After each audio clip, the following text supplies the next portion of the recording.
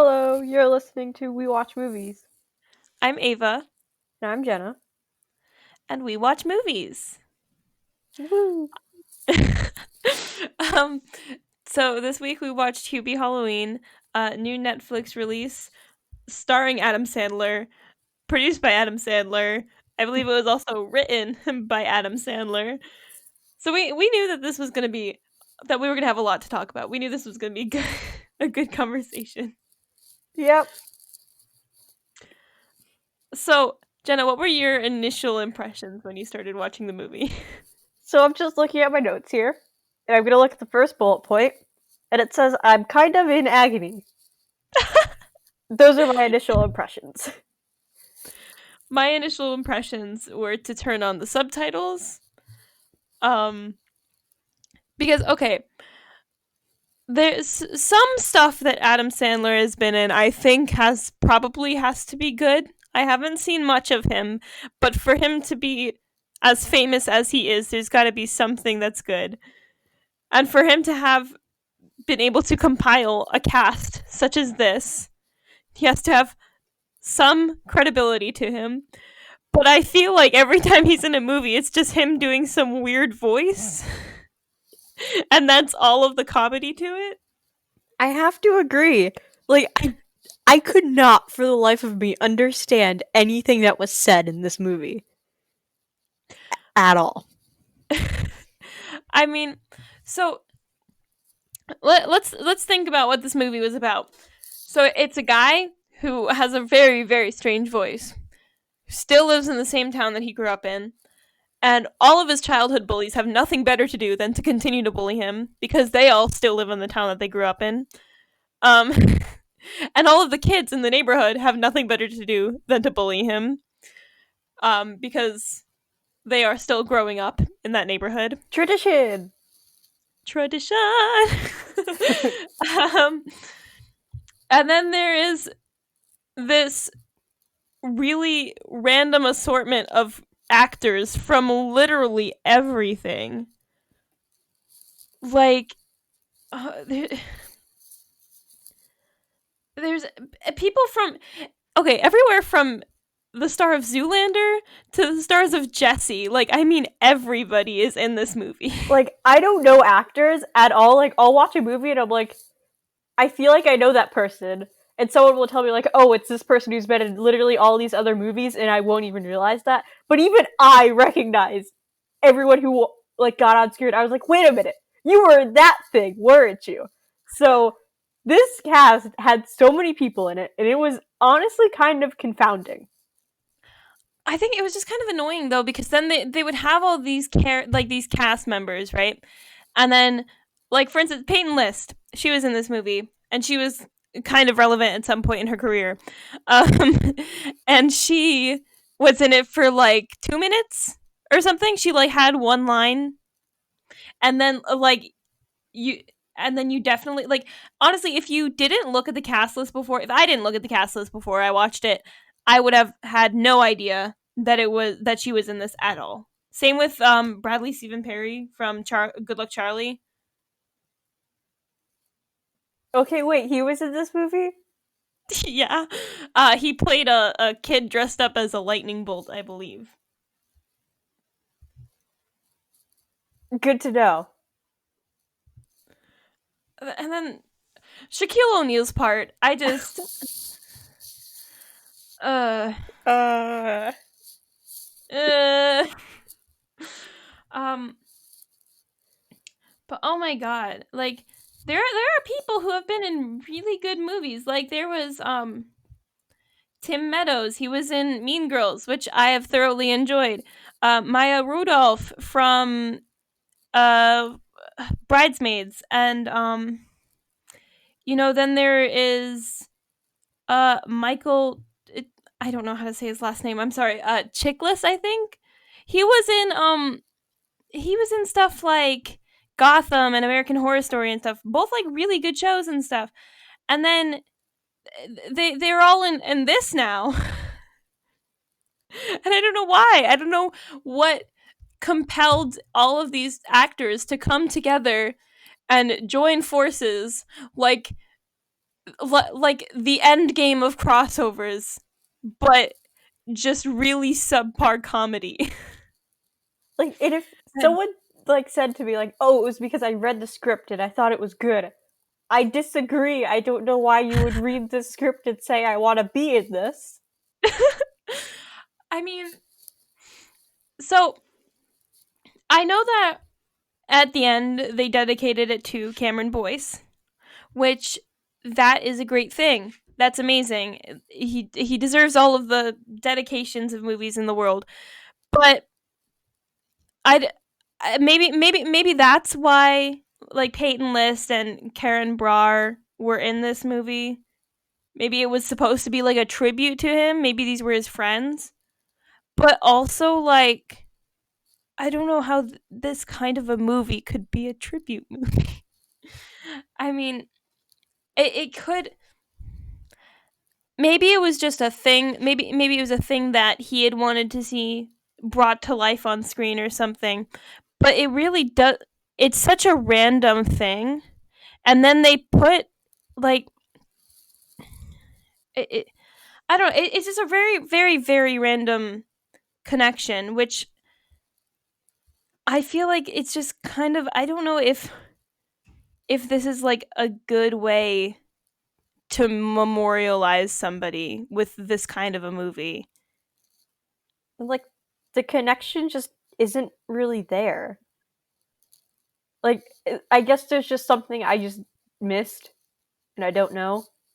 Yeah, probably because I never researched him or I never knew him, so maybe there was personal aspects relating to Cameron Boyce in this movie, but otherwise, I just I don't see what they were trying to do in terms of memorializing him in the movie. Like sometimes when there are things that are dedicated to people, like you can pick out why this particular thing was made in memory of that person. But I mean, I don't know, it just kind of sound it or sometimes there's something that's not connected, but it's sort of in the same vibe. Like you get a respectful sort of memory from it, I guess. But it just it's like being like it's being memorialized by like a knock knock joke or something. I don't know if I would personally like that. It's just one more confusing thing to add to this movie. But like obviously it's always good to memorialize people and to dedicate things to them. Like obviously like dedicate so many things to Cameron Boyce. He was amazing and then way too young, you know. But that I don't know if that can save this movie, man. I really don't know. Yeah, that was like one of the few nice things about this movie. Maybe that's what made it gain that 1% overnight Who on Rotten knows? Tomatoes. For context, yesterday when we watched this movie, it had a 51 on Rotten Tomatoes, and then today it has a 52. We're not quite sure why, but that happened. If someone at Rotten Tomatoes wants to like reach out and tell us what happened, we would greatly appreciate the feedback. Okay, bye. um, so one thing I don't understand about Adam Sandler's portrayal of Hubie. What is the point of the voice? What is why does he need this intolerable voice that you cannot understand the entire movie? What does it add to his character? Like plenty of people are bullied throughout life just because they're socially awkward, which Hubie is Oh yeah. without the voice, you know? Because like the voice isn't funny. I was not laughing. I don't understand why he felt it necessary to give this character that voice in particular. And I know that voices do a lot in terms of comedy. I know that that's a whole thing, you know, changing your voice, doing impressions and everything. But like the amount of voice jokes in this movie, I mean, then there was the whole thing with Shaquille Oh O'Neal my god. as Aurora, and then his wife. but uh, it didn't make sense. Like that is that especially funny? I didn't find it funny. I wasn't laughing. I don't think I actually laughed at all when I watched this movie. I mean, I do I think that it fit the Halloween vibes well, but I think that also was because they put every single Halloween trope into one movie. Albeit I'm pretty sure that was intentional.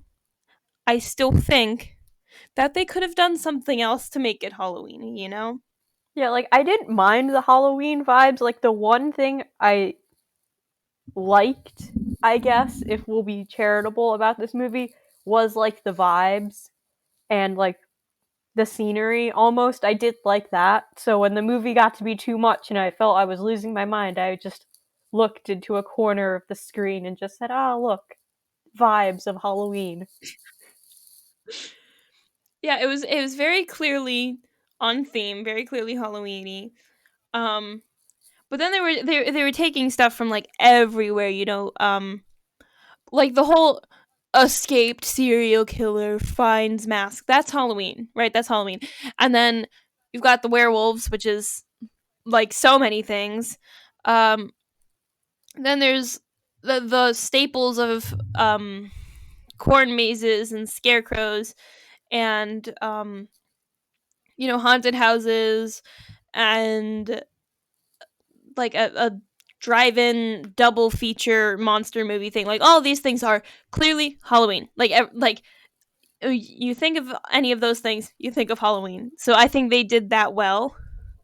But they could have done, I don't know, something new, like to make it more Halloweeny than just make it this weird guy on Halloween. Yeah, like it was not very fresh or innovative. It got a little boring because like you could always kind of like tell like okay, it's just going to be another Halloween trope.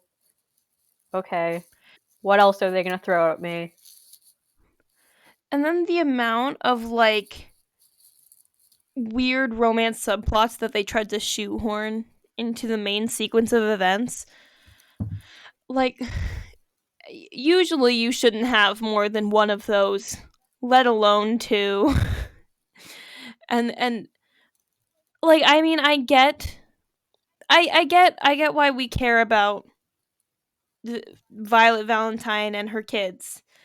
But do we really care whether or not Tommy and Megan get romantically involved by the end? Probably not. What is there any actual reason why Violet Valentine would be in love with Hubie since first grade? Probably not. Yeah, the romance in this movie was not the most fun time. Just didn't Yeah, care. I mean, especially because they said that she was like a confident, friendly person in high school. If she was so confident and she was in love with this guy from like first grade, I don't think that she would have the self confidence issue to not ask him out. And then the whole time as adults, she was like fishing for it too in like really weird ways. And then at the end, it was all like, oh, look, she's kissing the screen.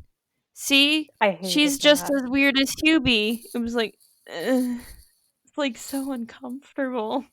And it was annoying too because they always like said like, "Oh yeah, she was so confident and stuff." Like I would have actually liked to see her have like an actual like role in this movie instead of just being like this little cheerleader to Hubie.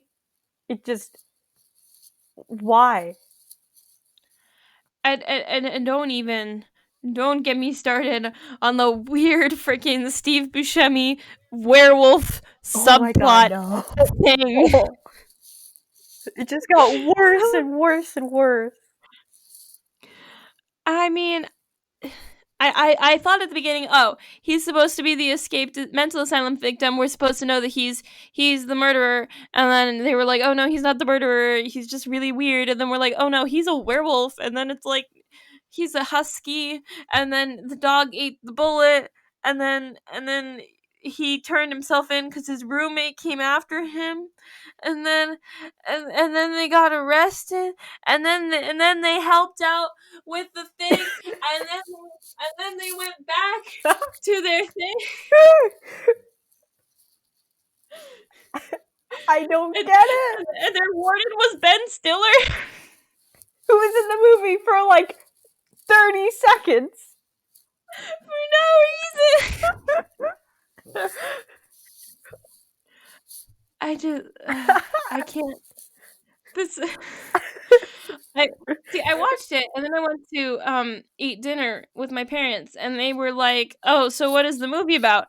I was about it's this guy who lives in this town and he gets bullied and because he's a loser, but he like on he loves Halloween and he protects people with his magic thermos of soup, and but the kids throw like javelins at him all day, but he doesn't mind. He just uses his magic soup canister to save people, and then he gets the hot girl in the end.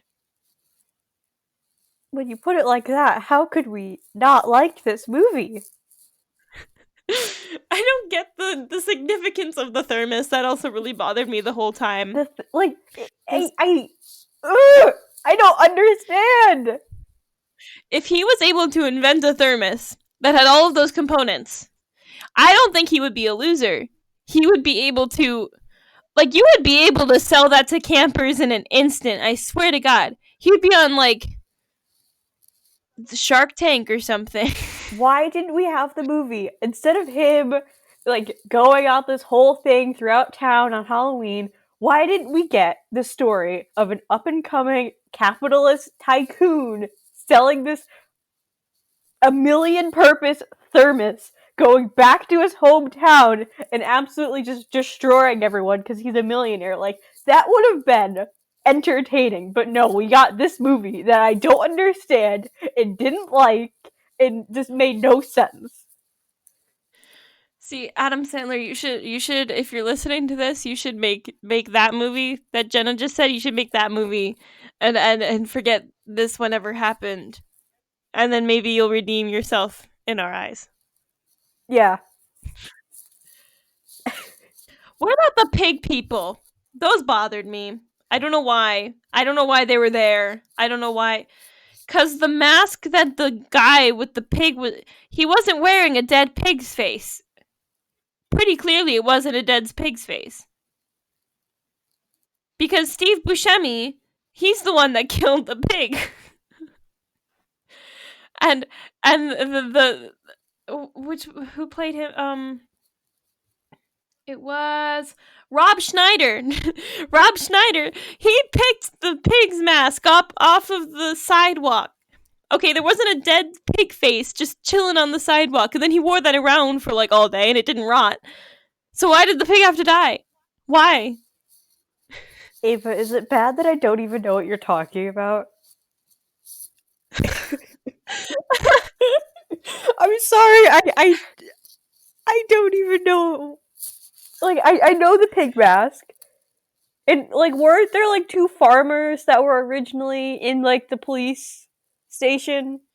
Were those the... It was the two farmers, Okay. and they had the pig named Peanut. And the Peanut was gonna go to a petting zoo for Halloween. But no! Because Steve Buscemi killed the killed the pig. And then I'm sure this happened, but I honestly do not remember this.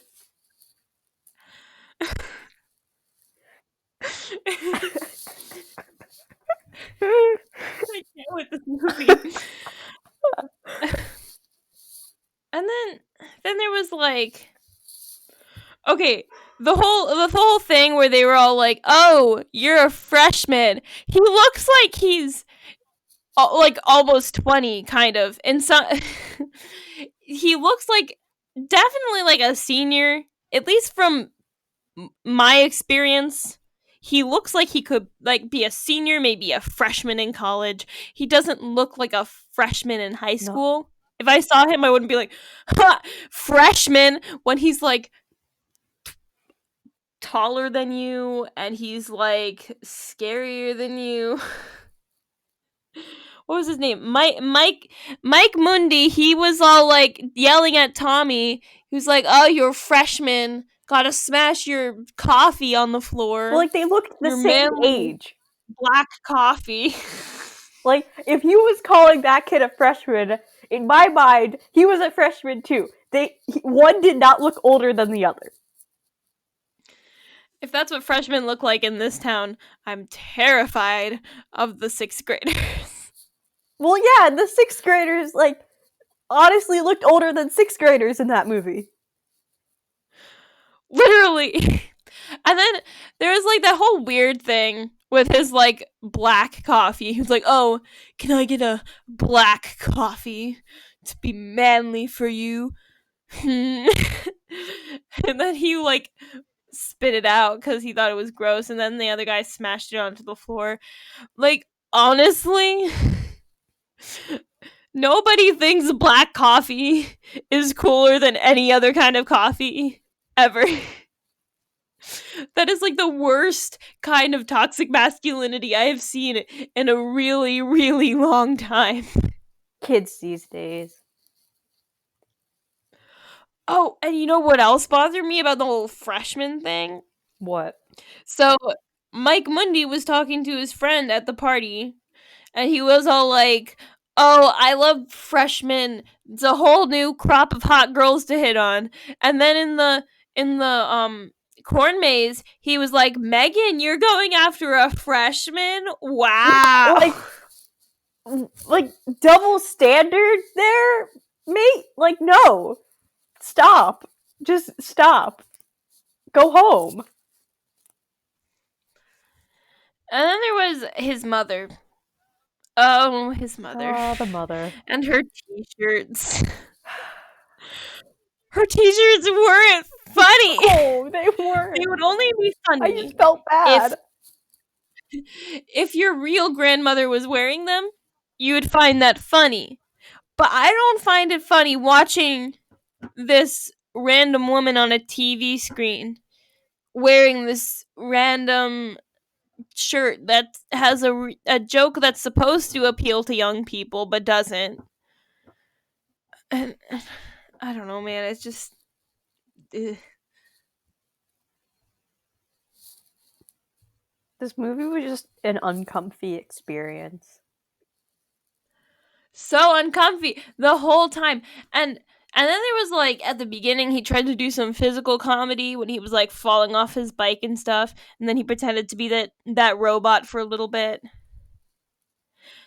And then there was like, how did Mike Mundy get into the deli counter thing to do that scare on him? That doesn't make sense.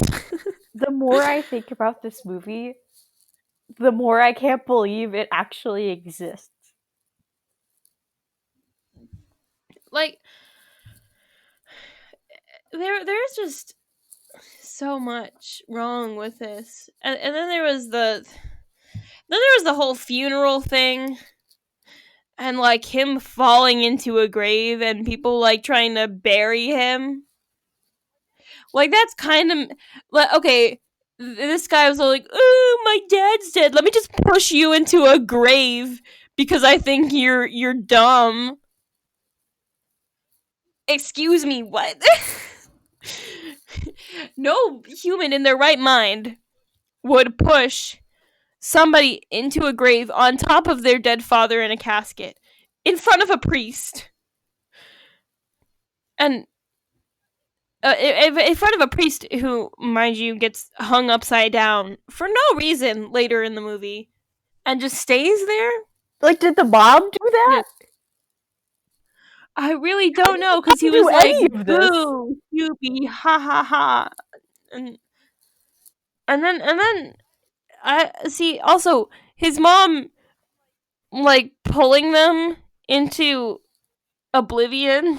Like, how did she do that? That's the movie I want. How did she do any of this? These are things I need to know in life. She's like the other mother from Coraline. It's like you just be naughty and then she turns into this spider creature But you see, that with would like be a button eyes. compelling movie that I understood. I don't.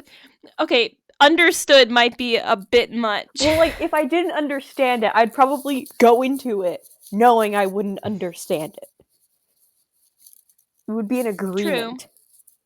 This was not an agreement. This was this movie slapping me in the face until I wanted to slam my head into the keyboard of my computer. I just, you know what I want to see? Go for it. I want to see Adam Sandler in like a serious role. I know. Bear with me. This is like unheard of. But like just something that's not comedy. I know that he did that last year. He did Uncut Gems or whatever, which was like a crime movie, but it was still like a dark comedy. You know, he hasn't been in like, and I know I get that he's a comedian. He's supposed to do comedy roles. That's his thing. That's what he's known for. But I want to know that he has talents in other capacities. Like I just want to know that he can do something beyond just being fake funny. Apologies to any Adam Sandler fans who might be listening to this, but also no one's going to listen to this, so that's Well, no, if you are an Adam fine. Sandler fan, first of all, I just want to say I haven't really watched any other Adam Sandler movie, but I do want to say when I was younger and Pixels came out, that's an Adam Sandler movie. I have not seen this movie in years, but as a child, that movie was great. So, Oh, I liked that one. Oh, I did. I did. I liked Bedtime Story. I liked Bedtime Story a lot, even though it has like a 27 on Rotten Tomatoes. But I used to love that movie. I don't I'm pretty sure it didn't age well because I haven't seen it in like years. But as a kid, that was like my thing. I loved that movie. Well, it wasn't. I liked other movies more. Don't get me wrong, but I did like bedtime stories when I was little. But I haven't seen it in a long time, and probably if it came out now, I would be like, bleh. so we're not trying to put down Adam Sandler and like whether or not you like him or not, but we also don't really like this movie, if you couldn't tell. We watched it. We didn't like it. um. So also Noah Schnapp, he was in this Mm-hmm. movie. What has he done recently other than that? Because I know that he's like in Stranger Things and stuff, but like everything else is like kind of irrelevant that he's done. But and I cuz he's I like in Stranger Things you can clearly see he is a very talented young actor. And I think he can do better than this. And I think he deserves to be in more things than this. You know, because like there's like Finn Wolfhard, he's been in a lot of stuff. Millie Bobby Brown, she was just in Enola Holmes, that was great. And then Noah Schnapp, he's from Stranger Things. Why doesn't he get super cool roles like in big movies like It or Enola Holmes and stuff like that? You know, Exactly. Like why why give talented actors this movie?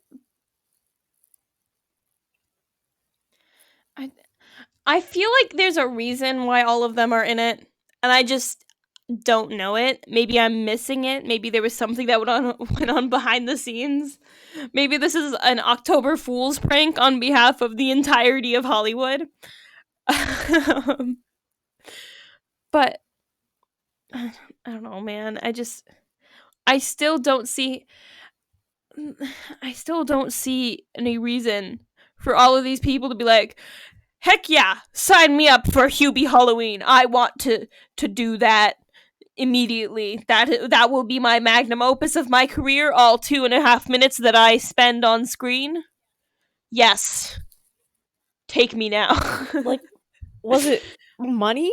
Was Netflix just going to pay them a lot because they didn't think the movie would do well enough if they just had a bunch of nobodies in it? I don't. I honestly have no idea. And then there's like, okay, something that did shake me a little bit was China Anne McClain. She was playing Miss Taylor or whatever. Was she supposed to be a teacher? Because if China Anne McClain is already old enough to play teachers, then I'm kind of shook. Wait, was China Anne McClain the Pharaoh lady? Yes. That was China Anne McClain?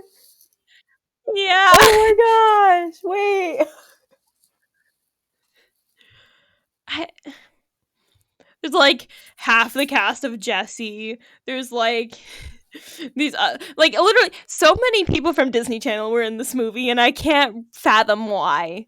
Like, was this a partnership with Disney or something? There are so many burning questions that we have about this movie. I, I just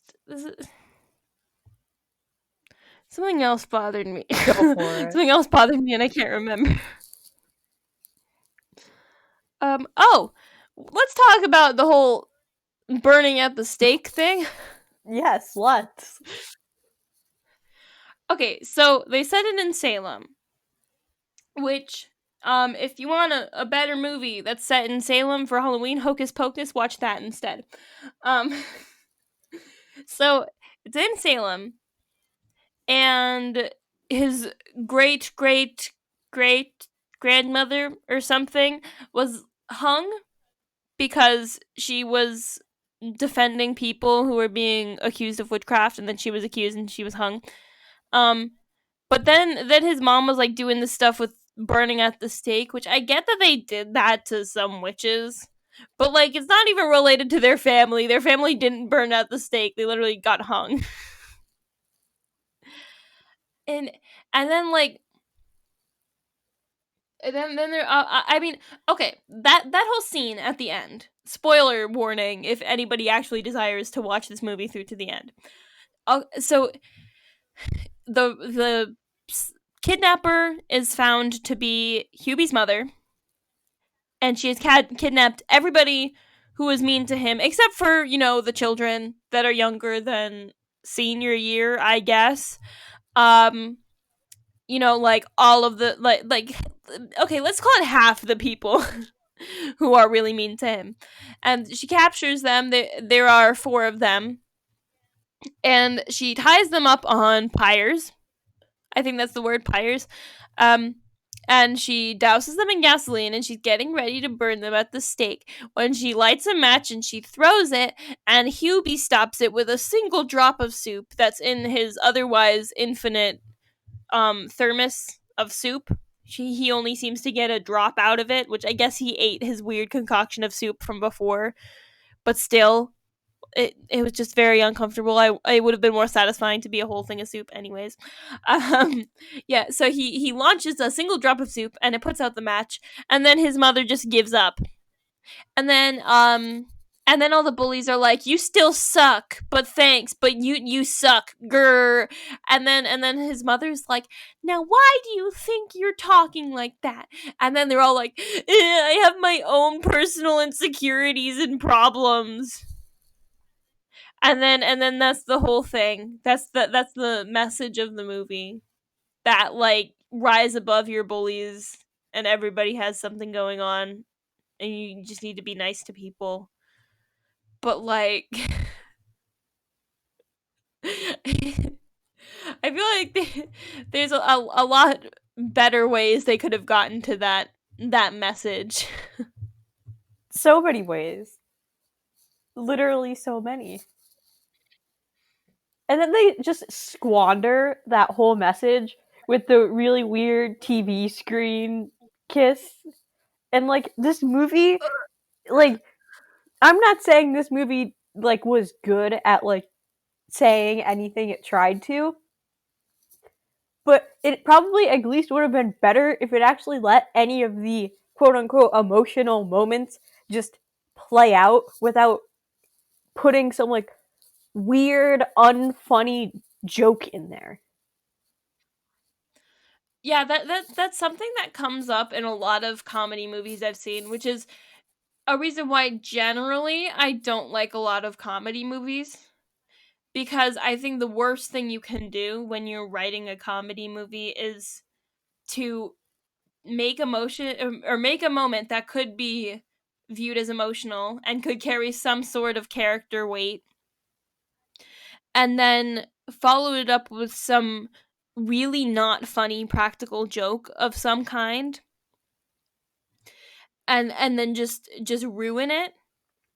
Because then it just, Cuz oh, like, sorry. oh no, keep going. Because then it just makes the audience feel stupid. Like the joke's on them and not anyone else. And that's not what you want. Like, okay, so since she was in this movie, Maya Rudolph, we can talk about Bridesmaids.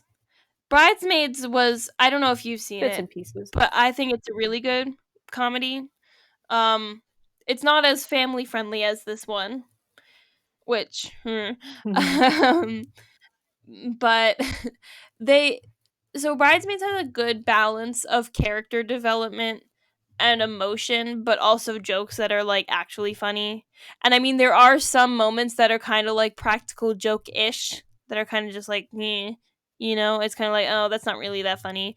But there are some moments that are actually genuinely funny. And then they have character growth and they have emotion in it that they don't ruin. And then it's every character seemingly has a reason for doing what they do. But then in this movie, it's just like characters are the way they are, and then they don't really change.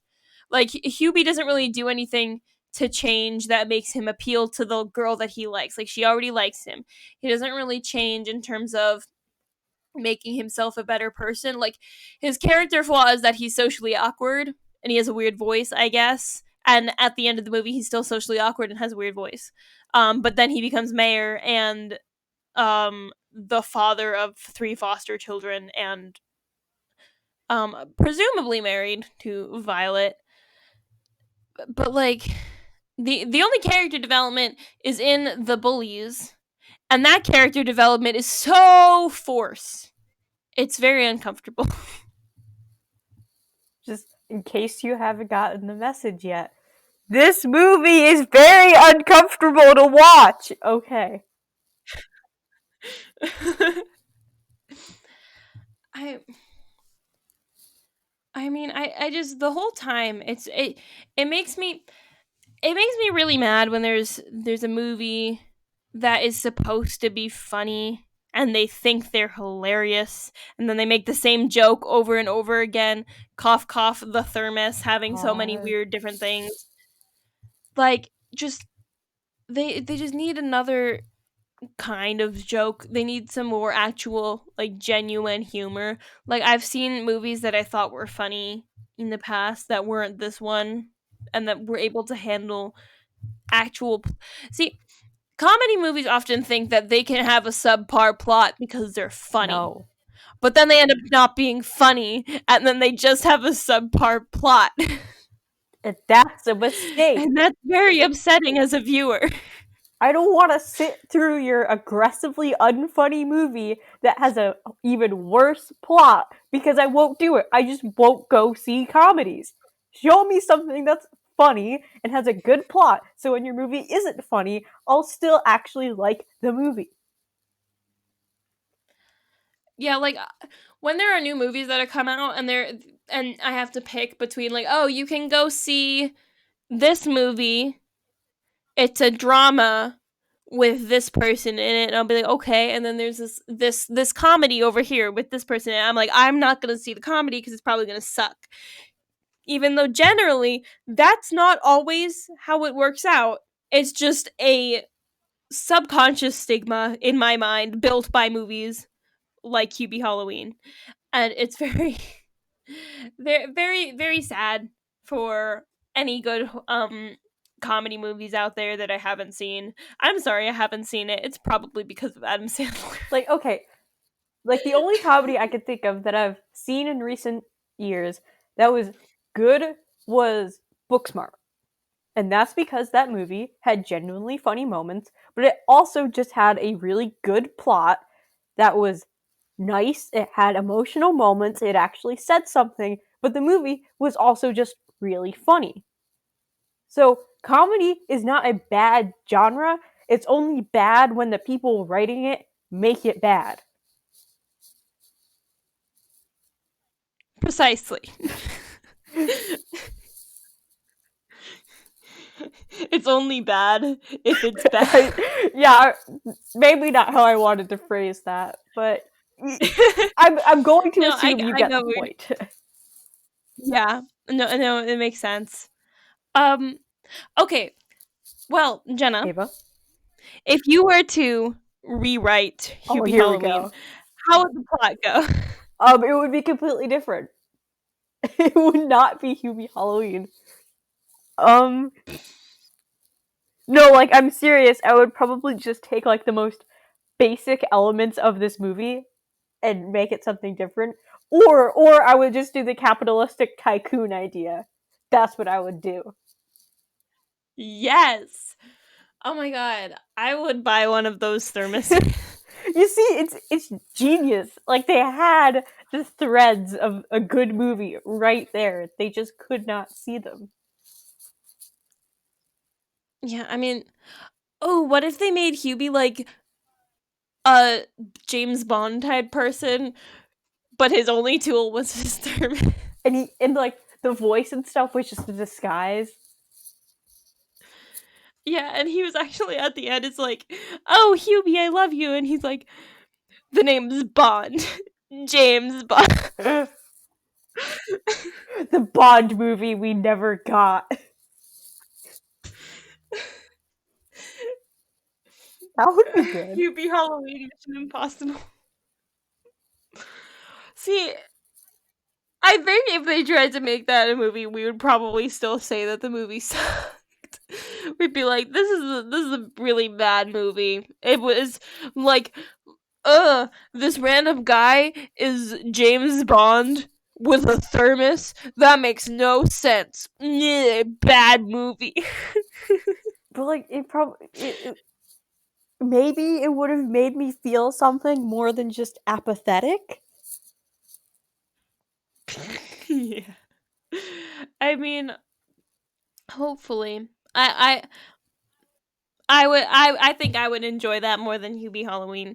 But seeing as it is the season, um that did make me feel good because it was very Halloweeny, and I'm trying to make everything in the world Halloweeny right now.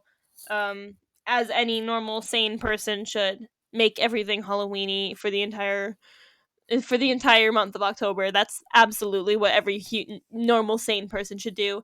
And if you don't like Halloween, then I can't associate with you. I'm sorry. Yeah, and it was nice for me because I'm not much of like a horror person. I don't really watch horror movies that much. Like I could change that, but I just haven't. It's just never been something I'm interested in. I'm more so like into like more of like the aesthetic of Halloween, and this movie did have like that spooky season vibe. So I at least got that out of this movie. I feel like this would be okay. It wouldn't be a good movie for like for somebody who wants their girlfriend to like cower on them, you know, on like a Halloween date type thing. But if you want a good movie to just like not watch the whole time, then like if you're hanging out with somebody, you know you're not going to watch the movie, but you still want the Halloween vibes to transcend off the screen. I don't see any other movie that you could waste the background noise on. Really, I think this is the best one because there's every kind of Halloween vibe in it that could ever possibly come out of it onto you as you're not paying attention to the movie. Um, but it's so bad that you don't need to feel bad about not watching it. You know, like if you ever, because personally I do things um oftentimes, and most of the times this is to something I'm rewatching, but I'll rewatch something, but really rewatching is me doing other stuff with that playing in the background and maybe watching it a couple times. Um and so if you want to do that with a movie that you haven't already seen 1,000 times, you can do it with this one, and you'll be in spooky season vibes the whole time. Yes, you see, this is a Halloween movie that will make you scream. Not in delighted terror from a well crafted horror movie, but because if you do watch this movie with your full thought process and focus and attention, you will start to descend into this black hole of questions and unanswerable thoughts of why, just why, does this movie exist? Precisely. Um, I am hoping that there's like some good horror movies that come out this season though. Um, since Netflix is really on a roll these days with um some pretty good movies coming out, some not so good, but whatever. We can forgive Netflix because Netflix is very near and dear to all of our hearts. More so than some of us would like to admit. Yes. um I hope that they have some good horror movies though, because I mean, yes, you can have spooky vibes without the scares, but you can't really have Halloween without scares. And there's only so far that the already released horror movies can take you, because I mean you can rewatch the classics over and over again, or you can watch a movie that's great that you've never seen before. Either one is great, but watching a movie that's like brand new that the world has never seen before is something that's very special, and so it should be good. Simply put, if if you make a movie, it should be good. Don't make movie bad. Sorry. Make movie good. Please. I just I don't know. I think that it's so easy to be. I think comedy and horror are the two genres that are the easiest to make really bad, because they always because it's so easy to just think, oh, this doesn't need as much of a plot because it has scares or it has laughs in it. Whereas like if you're making like a drama, you really need to think about the emotional depth.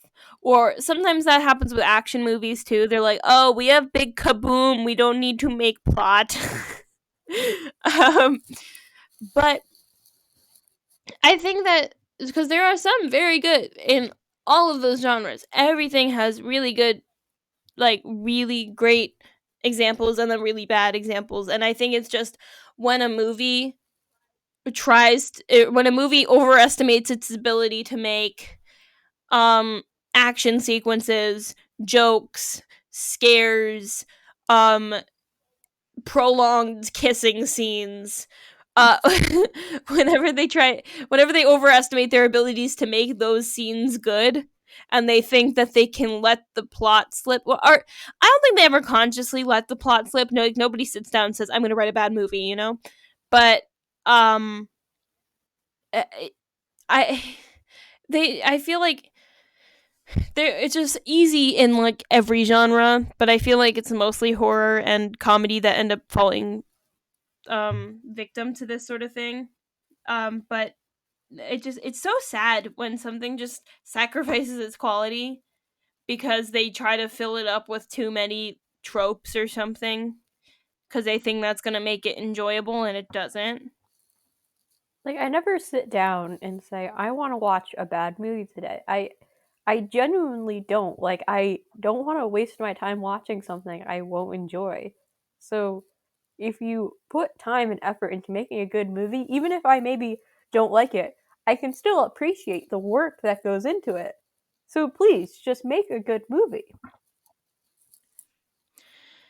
For those of you who can't tell already, I am the one who picked the movie this week.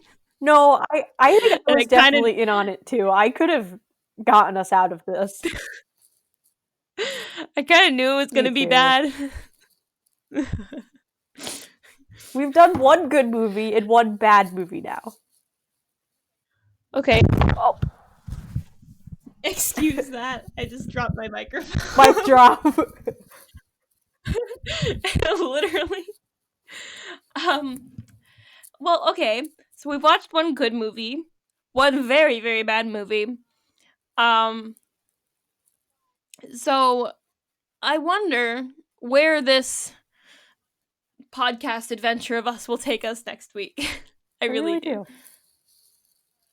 do. Um well, if anybody has had the patience to sit through us I think your microphone's done. if anybody has had the patience to a ladybug. Sorry. I just there's a ladybug on my Oh, how window. wonderful. Um oh, it left. Bye. Okay. Um more evidence too. If there has been anybody who has had the patience to sit through us being stupid for this long, which there probably isn't, let's be real. We'll find someone. There has to be one person. The one person who makes it this far. If you guys have any recommendations for movies, we'll watch them. We're definitely open to watching Yeah, anything. we watch movies. Preferably not 365 days or anything similar though. I would like Wait, to did you avoid that. watch that? um I started it and then I realized just how bad and terrifying it was as a movie that I had to turn it off and I haven't I see I'm not the kind of person who leaves movies unfinished because like I said if I don't like a movie I'll just let it play in the background and do other things. I could not continue to play this movie. I just couldn't. It was I mean there's definitely a time and a place for it for certain people Maybe. maybe.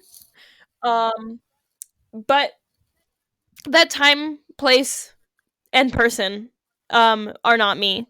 So Yeah, I get all the emails from um, Netflix, and they sent me a nice email just about that movie, and I was like, haha, no. Goodbye. wait, didn't you say that your Netflix doesn't even send recommendations for you? They said recommendations for somebody Yeah, else. but sometimes they'll just give me like the in general, like, wow, look, this movie is out now, and like, I don't care.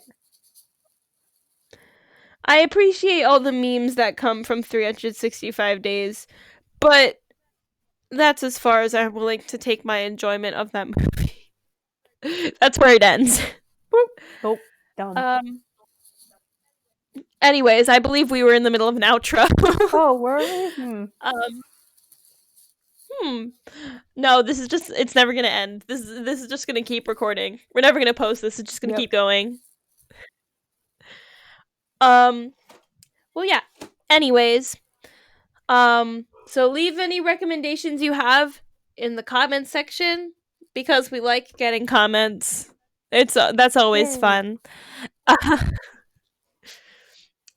Jenna, have anything to add? No. Thanks for listening. Seriously, give us a recommendation because clearly, when we're left to our own choosing devices, we choose Hubie Halloween.